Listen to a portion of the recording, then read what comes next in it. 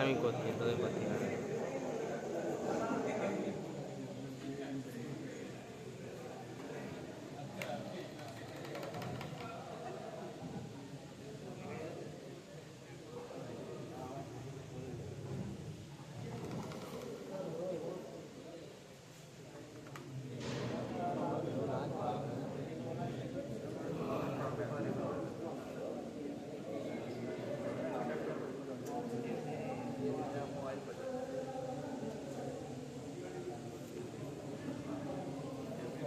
Set का पसीना आ गया पूरा।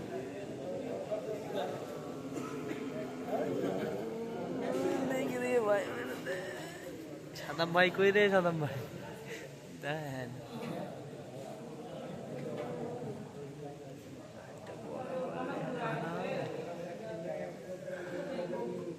कैमरा मस्त क्या बोल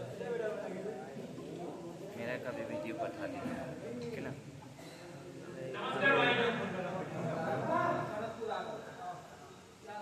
खाना वाला सब खाए या किसी के ऐसे आवाज नहीं आ रहा है?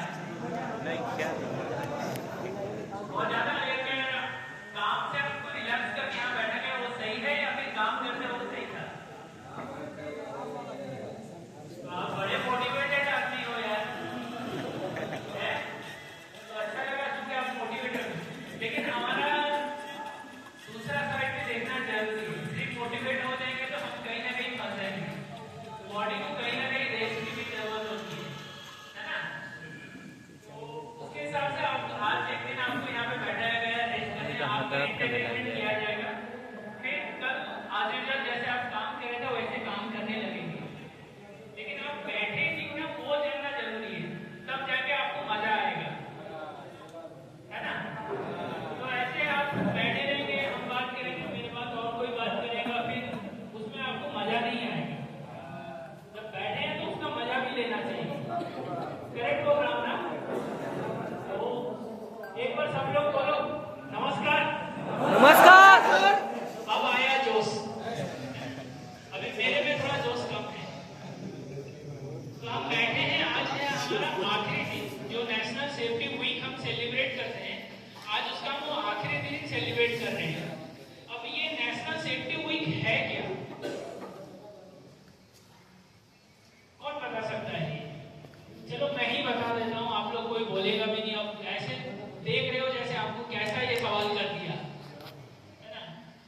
तो राष्ट्रीय सुरक्षा दिवस हम जो राष्ट्र में रहते हैं हम जो इंडिया में रहते हैं इसका जो सुरक्षा का नियम है इसके लिए हम एक दिन या फिर एक हफ्ता पालन करते हैं। जैसे राष्ट्रीय दिवस होता है कौन सा स्वतंत्र दिवस एक होता है कौन सा अगस्त 15 एक होता है जनवरी 26 एक होता है हम मनाते हैं ना। होली मनाते हैं अभी 2 दिन बाद मनाएंगे। तो ये भी एक सुरक्षा दिवस है इसको भी हम मनाए जैसे कंस्ट्रक्शन ऑर्गेनाइजेशन में जितनी भी बड़ी बड़ी कंस्ट्रक्शन कंपनी है वहां पे सब सेलिब्रेट किया जाता है। तो हर साल इसका जो थीम रहता है वो बदलता रहता है।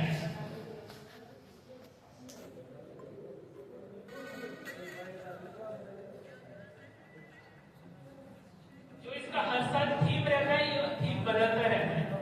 लास्ट ईयर कुछ और था इस साल और कुछ है। इस साल का जो थीम है क्या है वेलबींग सेफ्टी कल्चर।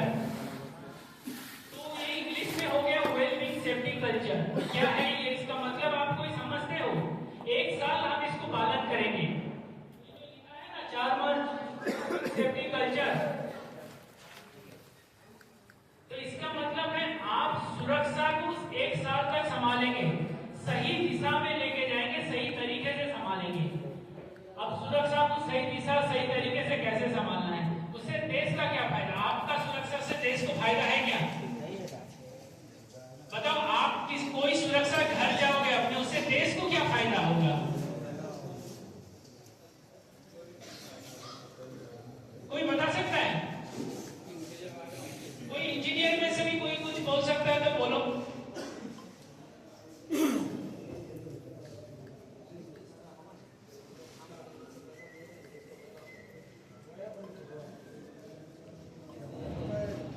आप लोग यहाँ पे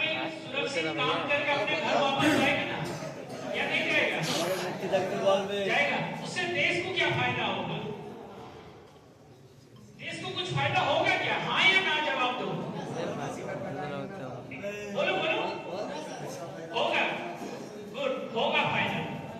जो हम शपथ लेते हैं ना, जब हम झंडा फहराए थे 4 मार्च के दिन, उस दिन हम कसम खाए थे देश की अर्थव्यवस्था और स्वास्थ्य को हम आगे लेके जाएंगे, उसके लिए हर संभव प्रयास करेंगे। अब ये अर्थव्यवस्था को हम कैसे संभालेंगे भाई, ये इंपॉर्टेंट है।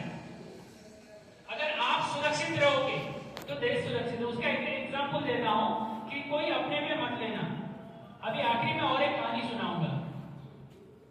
एग्जांपल ये है कि सोचो कि मैं यहाँ पे काम कर रहा हूँ 20 मीटर हाइट पे, मैंने बेल्ट तो पहना है लेकिन बेल्ट का कंडीशन बहुत खराब है और स्कैफोल्डिंग में खड़ा होकर काम कर रहा हूँ। स्कैफोल्डिंग में कभी मैं इसके पहले काम किया नहीं और मेरी उम्र कितनी है 35। मैं गलती से फिसल गया उस 20 मीटर हाइट से, झूलते झूलते बेल्ट भी टूट गया, मैं नीचे आके गिर गया।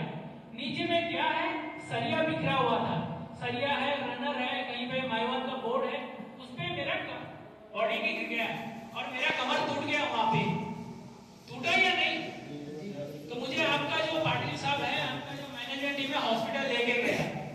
तो लेके जाने का मेरा ट्रीटमेंट किया और 2 महीने बाद बोला बाबू तुम और काम नहीं कर सकते, तुम अपाहिज हो गए, तुम्हारा कमर टूट गया, तुम जिंदगी भर काम नहीं कर पाओगे, तुम अपाहिज हो गए, है ना? तो तुम कुछ पैसा हम तुम देते हैं, तुम्हें एक ले लो, 4 लाख 5 लाख रुपए ले लो और तुम घर जाओ और बाकी का जिंदगी घर पे आराम से गुजारो। क्या ये 4-5 लाख रुपए से मेरा फैमिली पूरा जिंदगी भर चल जाएगा? नहीं होगा ना। तो उसके बाद क्या होगा, मैं जाऊंगा गवर्नमेंट के पास, साहब देखो मैं वहां पे काम कर रहा था, मेरा कमर टूट गया, मुझे कुछ पैसा हर महीने दो। जो गवर्नमेंट के एक स्कीम रहता है, कहीं कहीं पे विधवा को देते हैं, कहीं कहीं अपाहिज को देते हैं ना गांव में। जानते हो गांव में ऐसा पैसा मिलता है गवर्नमेंट को, है ना? तो वो पैसा मुझे देने लगेगा, वहां से पैसे का कमी आने। अब मेरे जैसा कंस्ट्रक्शन में आपके जैसे कितने आदमी काम करते होंगे? इंडिया की आबादी है 145 करोड़ से ज्यादा, 50 करोड़ आदमी तो कंस्ट्रक्शन में काम करते होंगे, करेक्ट है? सोचो हर दिन 1 करोड़ आदमी को चोट पहुंचता होगा, हर दिन किसी का कमर नहीं टूटता होगा, लेकिन किसी ना किसी को चोट पहुंचता होगा ना। तो गवर्नमेंट का हॉस्पिटल हो जाएगा, गवर्नमेंट का पैसा खर्च होगा, देश विकसित हो पाएगा क्या? अब बताओ, हो सकता है क्या देश का विकास? नहीं होगा ना। तो इसके लिए ये जागरूकता फैलाने के लिए ये दिवस को हम यहाँ पे मनाते हैं। सुरक्षित रहना है, सिर्फ मैं अगर सुरक्षित रहूंगा तो तब भी मैं सुरक्षित नहीं हूं, मेरे साथ में मेरे चारों और सुरक्षित होना चाहिए।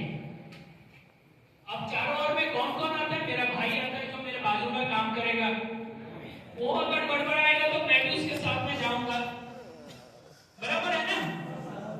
अगर वो चेकिंग में काम करता वो सुरक्षित होना चाहिए, उसका नियम और चेकिंग बराबर से होना चाहिए, उसमें काम करने का तरीका हमको मालूम होना चाहिए, तब जाके वो सही होगा। हमको काम नहीं आया, एक हेल्पर हमारा इंजीनियर के पास आज आदमी कम है, इंजीनियर बोला साहब ये हमारा आदमी है, काम कर लेता है, मैं देखा हूं मेरे साइड में काम किया था, थोड़ा आप परमिशन दे दो तो मैं इसको दे देता हूं काम करने। अब बंदा गया मशीन चलाने, उसका ही हाथ उसमें फंस गया, क्या वो सुरक्षित था? मशीन चलाने का नॉलेज था, मशीन को चेक करने का था उसको नॉलेज? नहीं था ना। तो मैं कभी भी साइड को जाता हूं, कितने आदमी मुझे साइड पे देखते हैं? कितने आदमी मुझे साइड पे देखते हैं? एक बार हाथ उठाओ। अच्छा बहुत कम आदमी देखते हैं क्या? इंजीनियर लोग कितने देखते हैं? इतने इंजीनियर लोग देखते हैं और आगे आदमी तो ऐसे भी हाथ उठाएगा, नहीं तो फिर बात पकड़ लेगा। मजाक कर रहा हूं। जब मैं साइड पे जाता हूं ना, सबसे पहले मशीन को जांच करता हूं। इंसान को तो मैं रोक सकता हूं, मशीन को नहीं रोक सकता हूं, है ना? इंसान को मैं कहीं गिरता रहेगा तो शायद मैं पकड़ लूंगा, उसके शर्ट को पकड़ लूंगा, गिरने से बचा सकता हूं, लेकिन मशीन घूमता रहेगा तो मैं तो सुपरमैन नहीं हूं, तो ऐसे ही कोई भगवान नहीं हूं जो ऐसे रोक दूंगा तो रुक जाएगा। रुकेगा क्या? नहीं रुकेगा। तो मशीन सबसे पहले मैं चेक करता हूं कि मशीन चेक हुआ है